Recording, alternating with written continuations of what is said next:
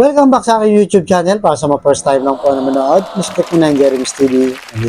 Anyway guys, wala nang ba ito, libre lang. Tulong mo na lang din sa kapwa mo. Alright, thank you very much po. So topic natin for today's reflection. Balik tayo doon sa kwento ni Gideon guys. Ituloy lang natin. So yun na nga, ang kalaban nila Gideon o ng Israel ay 135,000. At 22,000 lang 22,000 lang ang sa Israel. So ang sabi ng Diyos, masyado pa kayong madami, sabi niya. Kaya kailangan pauwiin mo yung iba. Baka sabihin nyo, yung kalakasan nyo ay galing sa sarili nyong diskarte. So kaya pinauwi, guys. Pinauwi yung 22,000 at ang natira na lang ay 10,000. Di ba? So kung tutusin dahil diba guys, 135,000 ang kalaban, laban sa 10,000. So, ibig sabihin nito, ang isang Israel na sundalo, ang kalaban niya ay 14 na katao. Sipin nyo lang, di ba parang weird? Paano mo lalabanan yan kahit pitig bulag na yan guys? 14 na katao, lalabanan mo, mag-isa ka lang. Di ba? So, medyo weird, di ba? Kaya ang sabi ni Lord, alam niya, sabi niya, baka yumabang pa kayo eh. Sabihin nyo, sobrang dami nyo, 10,000 kayo. 135 ang kalaban. So, ang sabi ni Lord, ganito ang gawin mo. Sabi niya, uminom kayo sa batis. Yung iinom sa palad at yung iinom diretso sa bibig nila sa tubig, ihiwalay mo. Tapos pipili tayo, sabi niya. So, ganun na nga nangyari. Tapos ang natira ngayon, yung taga-Israel ay 30 na lang, ay 300 na lang guys. Di ba? Diyan sumikat si Gideon. Kung hindi nyo kilala si Gideon, i-search nyo guys sa Bible. So 300 na katao na lang. So ibig sabihin, ang lalabanan nila 135,000. So ang labanan dito, isang Israel o isang sundalo ng Israel laban sa 450 Midianites na kanilang kalaban. Grabe, mas grabe pa, di ba? Sobrang dehado na, di ba? Kahit sino naman siguro walang tatalo sa 450,000 laban sa isa, di ba? Sobrang dehado. So, minsan, di ba, pag may pinapagawa ang Diyos parang weird o hindi makatotohanan sa buhay natin. Di ba? Minsan, yung taong nanakit sa atin na kailangan ng tulong, ikaw pa hingin ng tulong. Ano sabi ni Lord? Tulungan mo. Kahit nung panahon na nangailangan ka o sinaktan ka niya, naging taksil sa'yo, ay hindi ka tinulungan. At yun na nga, naging taksil sa'yo, so tulungan mo para hindi ka maging katulad na. Maraming sa buhay natin guys, na minsan hindi natin alam na yun pala yung kagustuhan ng Diyos. Kahit mga weird na bagay, simpleng bagay lang, maliit na bagay, doon pala magmumula ang kanyang grasya, di ba? So, tuloy natin ang kwento. Ang sabi ni Lord kay Gideon, so 300 kayo, magdala kayo ng trumpeta. Magdala kayo ng banga na may tubig. Di ba? At ilaw. Yun lang ang dadalhin nyo.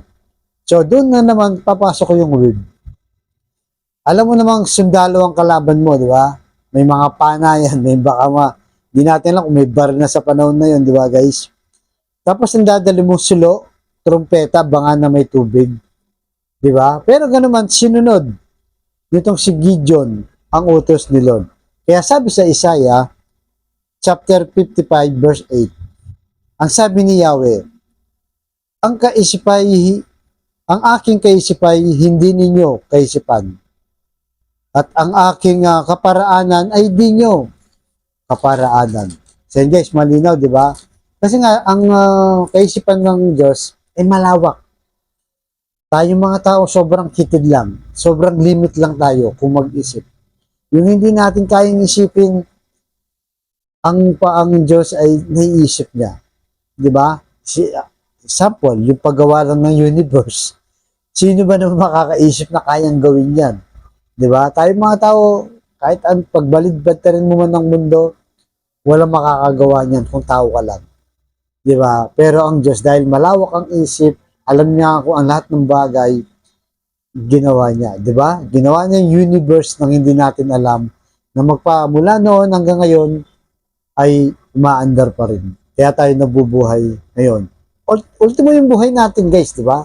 Sino makakaisip na ang tao ay mabubuhay sa loob ng tiyan? Di ba? Pag nasa sinapupunan tayo ng ating mga ina, di ba? Kahit yung mga hayop, ganun din, di ba? Paano sila nabubuhay? Paano may batang buhay dito sa loob ng tiyan? Di ba? Isipin nyo na lang. Pero hindi natin kaya isipin yan. Ang Diyos, ang isang may likha niyan. Kaya malayo tayo. Kaya lahat po ng kakulangan natin sa buhay, very limit lang po ang ating kaisipan, idulog natin sa Diyos. Kaya nga hindi tayo perpekto. Lahat ng kakulangan natin, ang kakumpletuhan niyan ay nasa Diyos. Siya perfect kung mag-isip.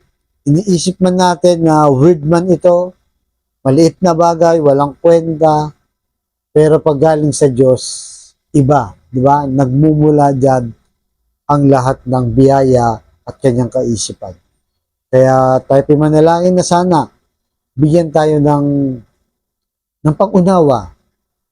Kahit hindi natin maunawaan kung anong gustong ipagawa sa atin ng Diyos, ay masunod natin. Masunod natin sa kanyang kalooban para sa ikabubuti ng ating buhay. Na minsan kahit ayaw natin, di ba? Kontra sa buhay natin, parang hindi tayo magiging happy, sundin pa rin natin si Lord. Dahil siya may alam ng lahat ng bagay sa ating buhay at dito sa mundo. So tayo po'y manalangin kaya sa kapatid natin ngayon nanonood sa aking vlog na may matinding karamdaman. Stage 4 cancer na. Bedridden na, Lord. May taning na po sa buhay. Ipuhin niyo po, Lord, yung mapagpagaling na kamay. Haplusin niyo po, Lord. Tanggalin niyo po ang kanyang karamdaman para sa kanyang pamilya. Ganun din po sa pamilyang nasira na nagkawatak-watak dahil sa hindi pagkakaunawaan. Pagbigkis-bigkisin niyo po muli kanilang pamilya. Ganun din po, Lord, sa financial. Lalong-lalo na po yung kapatid namin walang-wala, Lord. Ultimong pambili ng 1 kilo ng bigas, pambili ng ulam, pambili ng gamot, pambayad sa kung ano-ano pa man pangangailangan namin pamilya. I-bless niyo po, Lord, ang aming pamilya para sa aming buhay na ito. Patawarin niyo po kami sa aming mga kasalanan at gabayan niyo po kami lahat sa aming buhay. So, ang lahat ng ito, hinihiling namin sa matamis na pangalan natin, Panginoong Jesus. Amen and amen. To God all be the glory. Sa ngalan ng Ama, ng Anak, ng Diyos at Espiritu Santo. Amen. So, thank you very much po. Pagpalain tayong lahat ng ating pong Jesus. Alright? Thank you very much po.